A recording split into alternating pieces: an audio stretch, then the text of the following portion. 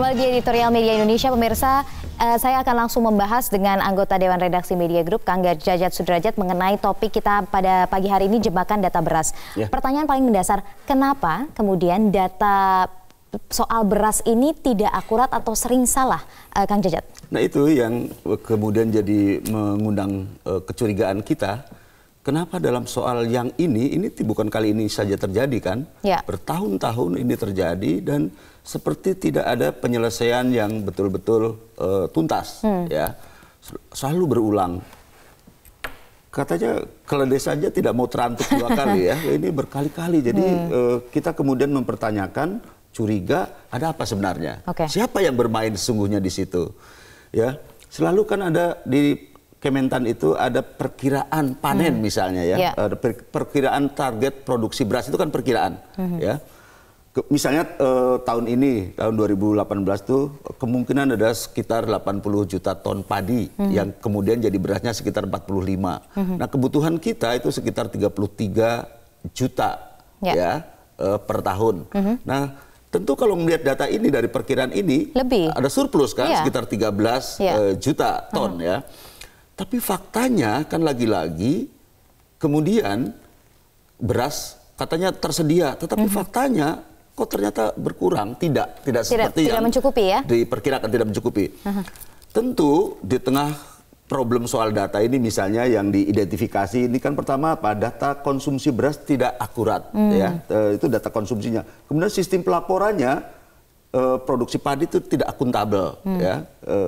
Data luas lahan juga tidak akurat. Ini kan menyangkut juga soal teknis produksi ya. Kemudian yang keempat, sekurang-kurangnya belum ditetapkannya angka cadangan pangan yang ideal.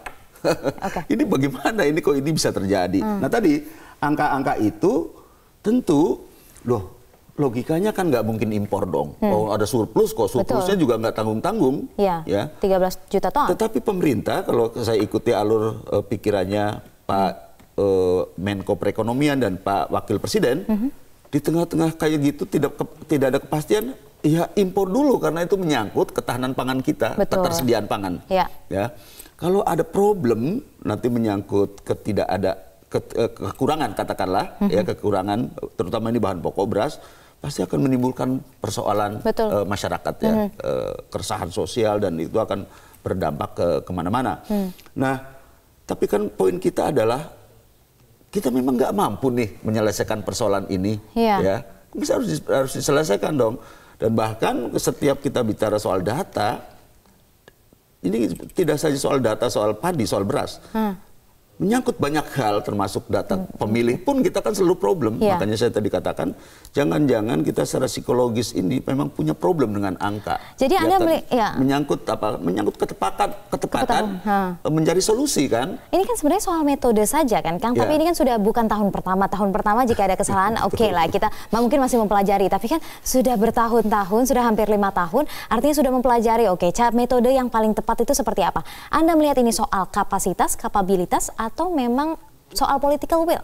Nah, ini saya kira seperti disebutkan di editorial di memang politik kita ya, politik pertanian kita yang menurut saya memang tidak serius. Kalau ada pertanyaan apanya yang salah, metodenya kah yang salah, apanya yang salah, jangan-jangan niatnya yang salah. Ini jangan-jangan ya kecurigaan kita, karena kalau kita sebagai bangsa apalagi di negara menghadapi problem yang terulang dan tidak ada penyelesaian, menurut saya ini kan terus akan menjadi kecurigaan publik. Ada apa sesungguhnya di situ?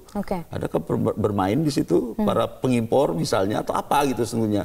Supaya juga ini kan menimbulkan ketidakharmonisan di antara kabinet ini. Ada Menteri Pertanian, ada Perdagangan, Menko Perekonomian juga yang kemana-mana ada Bulog juga yang juga punya wewenang juga untuk mengimpor. Nah, Anda sebut pokok itu. Anda sebut Bulog. Nah, di sini juga di dalam editorial disebutkan juga bahwa Bulog juga tidak bisa menyerap secara efektif begitu gabah dari masyarakat, dari para petani. Kalau kita dengarkan dari Pak Budi Waseso, ketersediaan sampai bahkan sudah menyewa gudang seharga 45 miliar kalau tidak salah ya untuk stok cadangan nasional itu selama 1 bulan ini.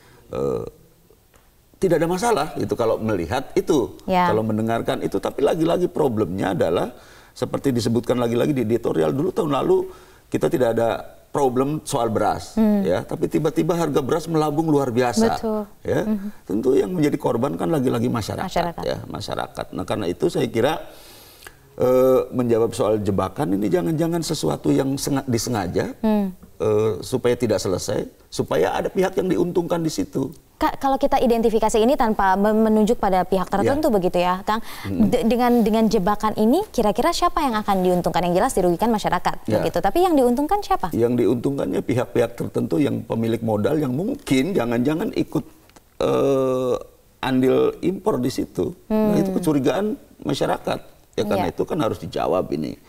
Nah, tentu Menteri Pertanian misalnya, Menteri Teknis yang mengurus soal ini selalu pasti tidak ingin ada impor pasti. Ya, dengan berbagai cara berupaya untuk ini tidak impor. Tapi faktanya kan ternyata impor terus. Ya, impor tidak bisa dihindari karena tadi itu kalau ada surplus 13 juta ton misalnya, betul. Tapi lagi-lagi ini juga angka perkiraan. Tetapi kok ternyata kita impor, itu jalan pikiran kita seperti apa? Oke, mungkinkah Kang kemudian bukan saja karena ada ketidaksinkronan antara data yang diungkapkan begitu ya dengan fakta yang di lapangan. Kemudian karena fakta ini tidak sesuai maka impor lah. Mungkin atau tidak ada aksi misalnya spekulan begitu yang berupaya memainkan harga beras. Nah, itu bagian dari kecurigaan juga, ya, bagian dari kecurigaan juga. Nah, karena berkali-kali kan bahasanya sama. Produksi padi tidak ada masalah, perkiraan panen oke, tidak ada masalah. Kan lagi-lagi yang terjadi justru ketika dikatakan surplus, lagi-lagi mengacu tahun lalu, harga beras luar biasa melambung, ya, kemudian dan impor tetap jalan. Dan ini kan dari tahun ke tahun kan kita selalu impor, cuma memang soal volumenya saja kan. Volumenya antara 500 sampai 2 juta, ton itu per tahunnya. Nah, kita bisa nggak sih misalnya memprediksikan begini, katanya kebutuhan beras per kapita kita itu dulu tahun lalu itu tahun 2016 kalau tidak salah itu 124 kilogram per tahun ya setiap orang. Nah, sekarang menurun menjadi 114. Nah, tentu jumlah penduduk kan tiap tahun bertambah, ya. Sementara lahan pertanian kita bertambah atau tidak, atau cara menanam kita misalnya budidayanya misalnya lebih produktif atau tidak, gitu ya. Tapi kalau kita melihat di perkotaan, konsumsi beras itu banyak sekali orang yang sudah melakukan diversifikasi pangan misalnya. Kalau tadi malam kita melihat tayangan Kikendi itu ada Ibu Suparjiem di Bantul itu yang menjadi pahlawan pangan lokal itu, dikembalikan kepada bahwa panganan lokal kita itu banyak sekali yang juga kandungan karbohidratnya tidak kalah dengan singkong. Nah, tapi memang ada di beberapa daerah yang kita melebar sedikit.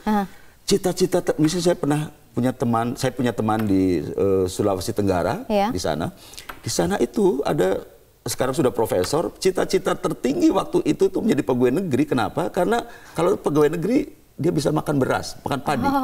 Ini jadi cita tertinggi karena makanannya waktu itu jagung di sana. Nah, ini kan juga cara berpikir yang salah bahwa jagung itu, bahwa singkong itu atau sumber karbohidrat yang lain itu tidak seperti beras begitu atau ya. Derajatnya lebih rendah lah dibandingkan beras. Padahal ada orang yang berpuluh-puluh tahun memang konsumsi itu dan ternyata tidak juga berkurang kekuatannya. Bahkan kalau lagi-lagi tadi malam saya mendengarkan Ibu Suparjiem itu justru makanan dari tiwul itu daya tahannya lebih lama dibandingkan beras. Ini kan diversifikasi pangan ini juga harus dilakukan. Di samping tentu hal pokoknya adalah tadi political will soal pertanian itu. Ini seperti yang sering dikatakan, ini Indonesia banget kalau nggak makan nasi nggak kenyang katanya gitu ya Kang ya. Nah, kita akan bahas lagi kemudian apa yang bisa menjadi solusi dari permasalahan jebakan data beras ini supaya kemudian masyarakat dan negara tidak dirugikan dengan adanya kesalahan data ini. Kita akan bahas setelah jeda berikut ini. Pemirsa, tetaplah bersama Editorial Media Indonesia.